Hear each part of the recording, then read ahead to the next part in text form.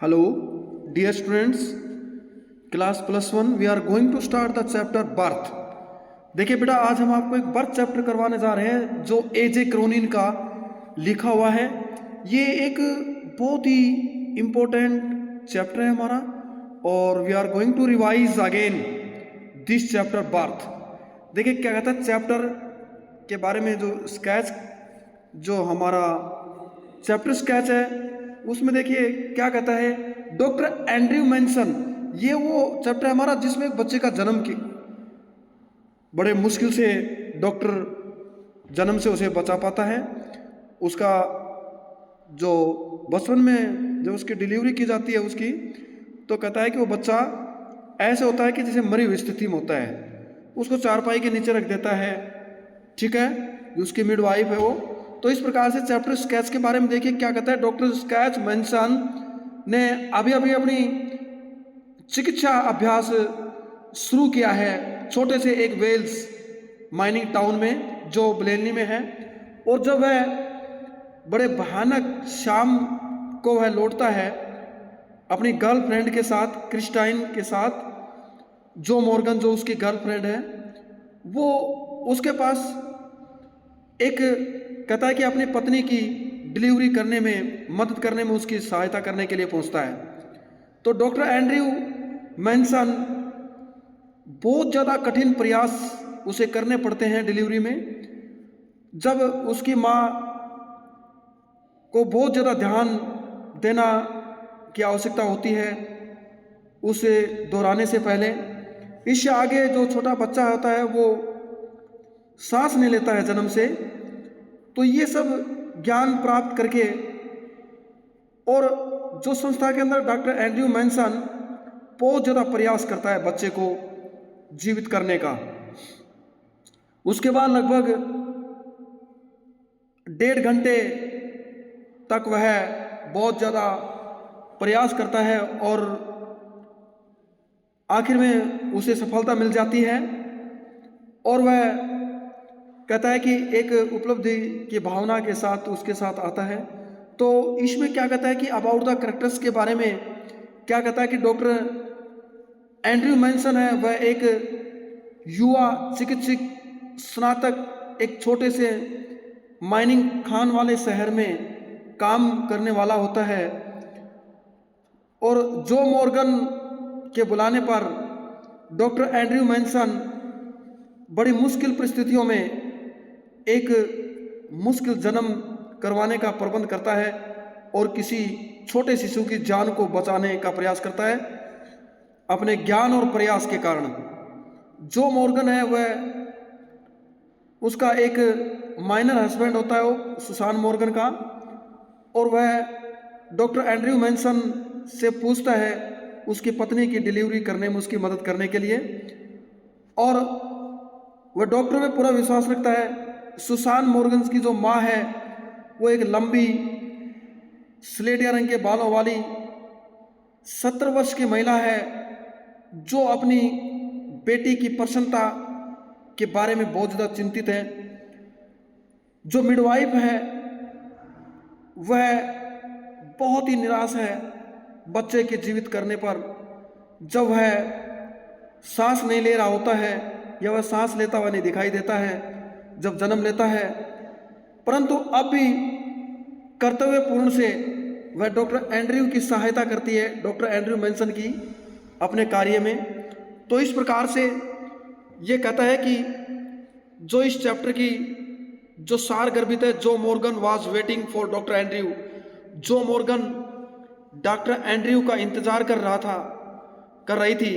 तो doctor Andrew हाल ही में उसने चिकित्सा महाविद्यालय से स्नातक की थी चिकित्सा के क्षेत्र में, और वह एक सहायक डॉक्टर एडवर्ड पेज, जो एक छोटे से वेल्स माइनिंग टाउन में जो ब्लेनली जिसको नाम पुकारा जाता था उसमें अभ्यास कर रहा था वो अभी डॉक्टरी का, उसके साथ उसके सहायक के रूप में। एक रात वह घर से वापस लौट रहा था, तो जब उसने जो मॉर्गन को उसकी प्रतीक्षा करते हुए पाया डॉक्टर के घर से बाहर, तो उसने वहाँ 1 घंटे से ज़्यादा वह वहाँ इंतज़ार कर रहा था। कहता है कि उसने डॉक्टर को रिलैक्स करते हुए देखा। उसने डॉक्टर को सूचना दी कि उसे उनकी घर पर सख्त आवश्यकता है, क्योंकि उनकी पत्नी एक बेबी को जन्म देने की आशा कर रही थी। लगभग 20 वर्षों के बाद, शादी के 20 वर्षों के बाद, डॉक्टर एंड्रयू ने उससे पूछा इंतज़ार करने के लिए कुछ मिनट के लिए। तो वह अंदर गया और अपना चिकित्सीय बैग लिया और जो मॉर्गन के घर के लिए चल पड़ा। तो इस प्रकार से जो मामला था वो डॉक्टर एंड्रयू के लिए सभी ध्यान की मांग रखता था। The case demanded all attention of.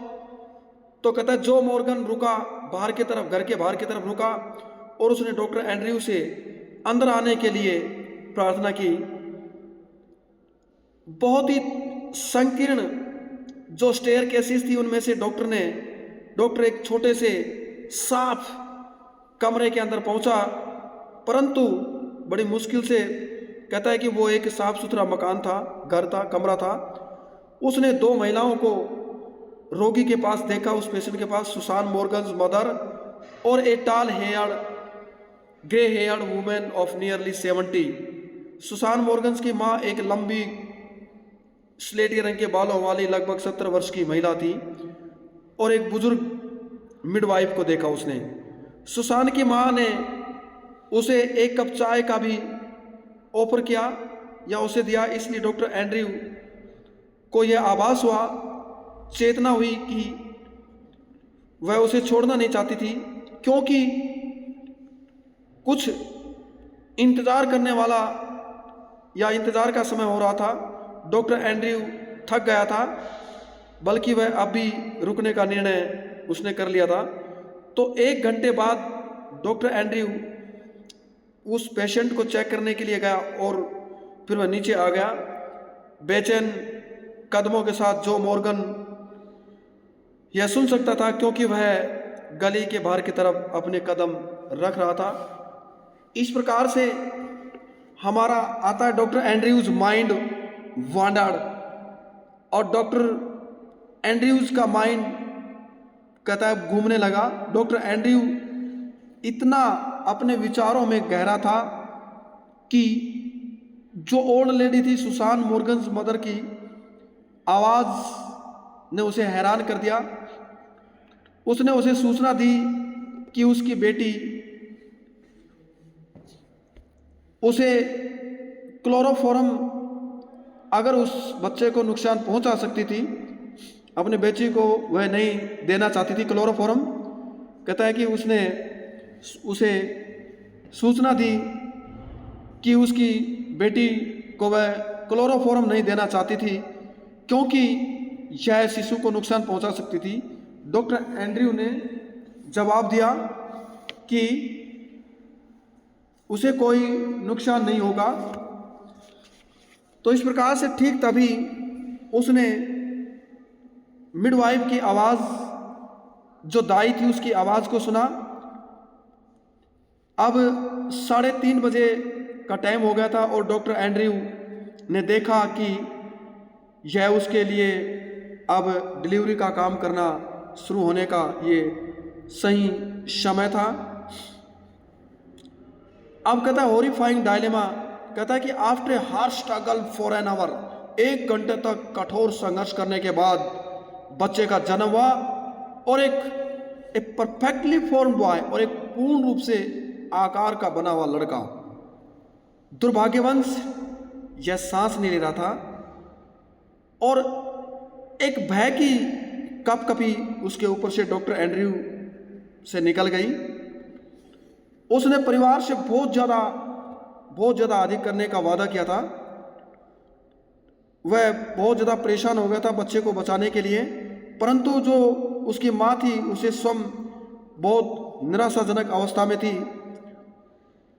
उसने बच्चे को मिडवाइफ को दे दिया, दाई को दे दिया और अपना ध्यान सुसान मॉर्गन की तरफ कर लिया या घुमा लिया। उसकी माँ जो बेहोश पड़ी हुई थी, उसकी नाड़ी धीरे धीरे चल रही थी और उसकी जो शक्ति थी वो कम होती जा रही थी। कुछ मिनटों के बाद, लगातार प्रयासों के कुछ मिनट्स बाद, वह एक इंजेक्शन देने में समर्थ हो गया। तब उसने बच्चे को मांगा। अब जो मिडवाइफ थी उसने बच्चे को बिस्तर के नीचे रख दिया था, यह मान करके कि वह मरा हुआ है। तो डॉक्टर एंड्रयू बच्चे को नीचे निकाल करके लाया, उसको खींचा चारपाई से के नीचे से, उसको निकाला जो अखबारों के ढेर में पड़ा हुआ था, नीचे लगा दिया था। उसका सिर बहुत ढीला ढाला लटक रहा था और उसकी जो लिम्स थी वो भी बिगर यानी बोनलेस थी, बिगर हड्डियों की। जो उसका कंकाल था वो बिगर हड्डियों का दिखाई देता था, लगता था। उसने निष्कर्ष निकाला कि बच्चा, ये एक बीमारी होती है asphyxia pallida, abnormal medical condition in a newly born baby, जो आमतौर पर चिकित्सा अवस्था में एक नवेला जन्म होने वाले बच्चे को यह बीमारी हो जाती है।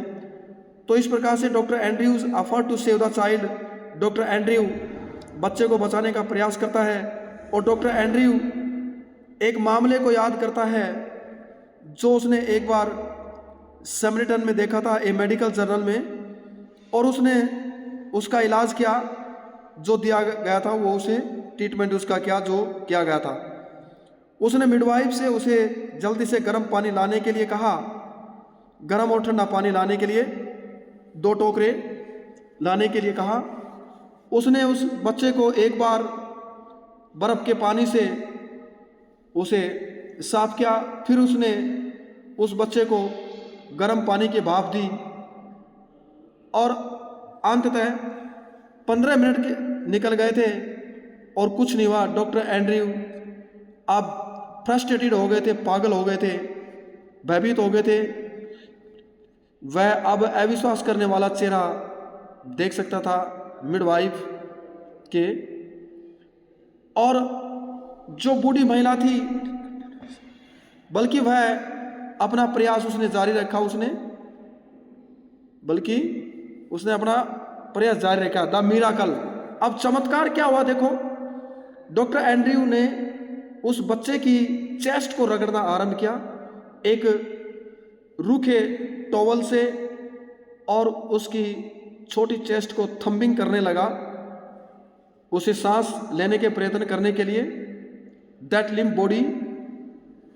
फिर उसने मानो बड़े चमत्कार से बच्चे की चेस्ट को हिलाना शुरू किया। डॉक्टर एंड्रयू ने महसूस किया उसकी